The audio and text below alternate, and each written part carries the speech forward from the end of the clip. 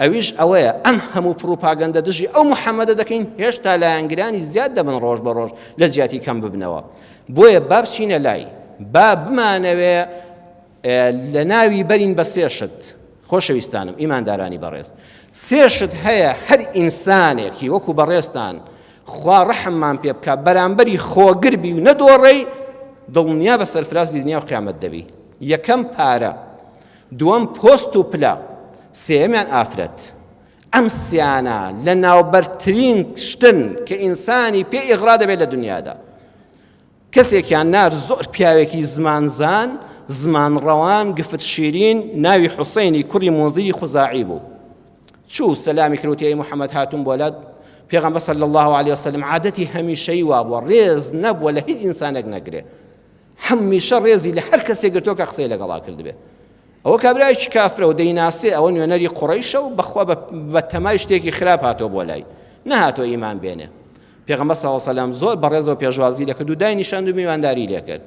وتی ئەی محەممەد ڕۆڵەی خۆشەویستم، برازای خۆشەویستم، ئەزانی لە ناو مەککەدا چی قەوماوە، ئەزانی چیمان بەهۆی ئەم قورئان و پەیامەی کە تۆ هێناوتە لە دڵی لەلایەن خواوە هێناومە خەڵکەکە چی لێ هاتووە.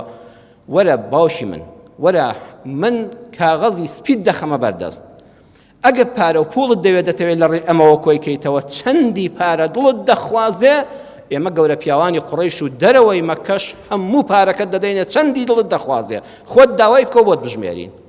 ئەگە پۆست و پلەت دەوێ وەڵڵاهی لەسەرەوەی دارولنەدوەدا دەنین، وعد بێ هیچ ئیشێک لەم مەککەی و دەوروبەریان نەکرێ ئیلا بە ئیمزای تۆ نەبێ، بە ئاماژەی تۆ نەبێ، تۆ سەرۆکی هەمووان بە. ئەگەر ئافرەتت دەوێ، چه ئافرەتێک جوانە و کچی شۆخ و شەنگی مەککە و عەرەبە، بەس ئاماژەی بۆ بکە بەجلی بەریەوە بۆ دێنین بۆ ماڵەوە. پێغەمبەر صلی الله علیه وسلم زەردەخەنەی گاڵتەی بەم کابرایان نەکرد، نەیفەرموو هەستە بڕۆ دەرەوە، ئەو تۆ باسی چی دەکەی؟ نا.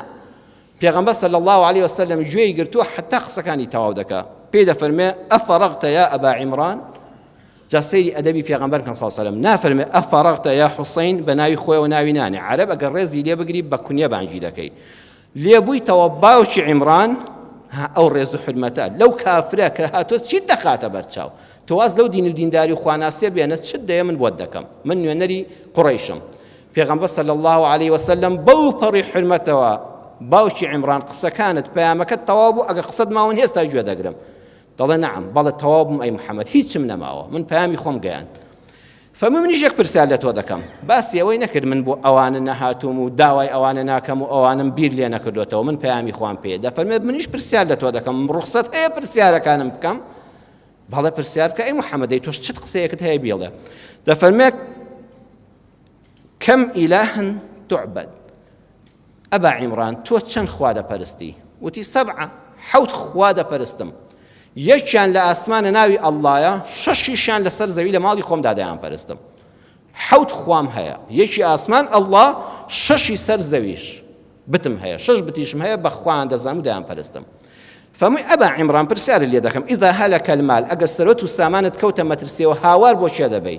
وتی وەڵڵا بەس دەڵێم یا ئەڵڵا. وتی ئەگەر ماڵ و مناڵت تووشی برسێتی و قات و قڕی بوون هەر هاوار بۆ چێ دەبەی؟ دەڵێم یا ئەڵڵا. پێغەمبەر صلی الله علیه وسلم فەرمووی ئەگەر باران لە ئاسمانەوە نەباری و تووشی وشکە ساڵی بوو مەڕ و ماڵاتت لە ناو دەچوو، تۆ پیاوێکی سەرمایەدار و دەوڵەمەند و ئاژەڵداری هەر هاوار بۆ چێ دەکەی؟ وتی وەڵڵا هەر دەڵێم یا ئەڵڵا فریامان کەی بارانمان بۆ بارێنی.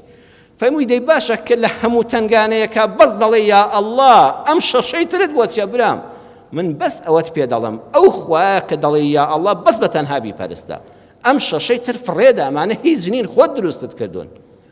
وەڵڵاهی بەڕێزان ئێستاش ئێمە پێویستیمان بە ئەو پیاو ئەو ئامۆژگارەیە کە پێغەمبەری خوا صلی الله علیه وسلم بەو ئەبا عیمرانەی وت. ئێمە زۆر جار ئومێد و ڕجاکانی دنیامان لە کۆمەڵەشتا کۆ دەکەینەوە، بەڵام تخوا کە سیارەکەت خەریکە وەردەگەڕێوتینت بۆ دێ بەس هاوار دەکەی چی؟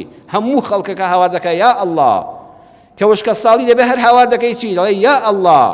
کە ئازار تینت بۆ دێنێت تخوا کەسل لەم سەر زەوێ لەبیر دەمێنێ، ئەوانی کە ئومێدت پیانە هەر دەڵێ یا ئەڵڵا. دەکەواتە لە هەموو وەختێکا بەس بڵێ یا ئەڵڵا، کەس پێش ئەڵڵا نەخەی، کەس هاوتای ئەڵڵا نەکەی، بە ئەمە ڕزگارت دەبێ.